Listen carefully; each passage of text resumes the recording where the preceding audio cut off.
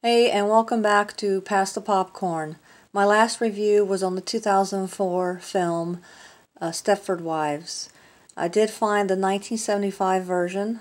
This one stars Catherine Ross as Joanna, Peter Masterson as Walt, and Paula Prentice as Bobby. It is PG. It's a little under 2 hours long. Again, this one is also based on the novel by Ira Levin. It's from Palomar Pictures. I found this one more interesting.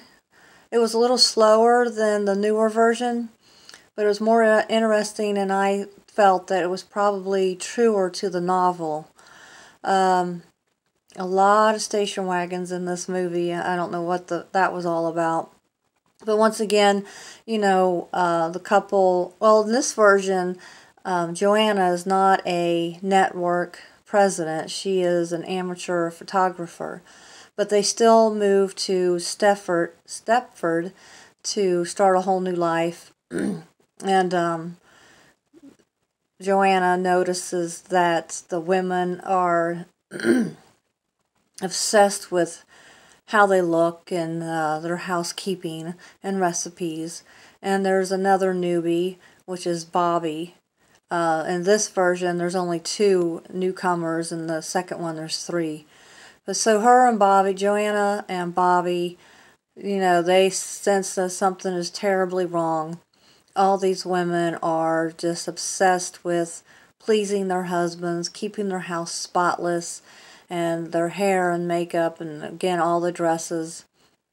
It was kind of hard to tell what was supposed to be a really nice fancy dress. This being 1975, some of them kind of looked hokey to me. But I assumed that they were supposed to be nice and snazzy. So, this one is a little slower paced. It takes a little longer for the wives to start acting a little bizarre, before we start seeing it. And also in this version, it's different how they do it. In the newer version, it's mostly done with technology and computer chips. And in this version, it doesn't really tell you how they do it, but you get a sense that once again, there's some kind of a robot or android or something. A lot of it is similar. A lot of similarities on how the story flows and the things that happen. But like I said, I feel this first one is probably truer to the novel than the second one. The second one was more animated and colorful in production. I did see that Catherine Ross did win a Best Actress award for this movie. The ending is quite different than the second one. The second one, of course, is a little happier. It turns out, for the audience to feel better. But the first one was probably closer to the novel and probably how it really was supposed to be. So I gave the first one a 2 out of 5. I would say this one 2.5, as it just felt more honest and not so, like I said, animated.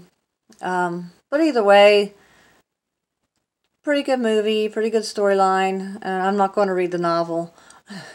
I'm sure it's probably better than both movies, but I'm not going to read it.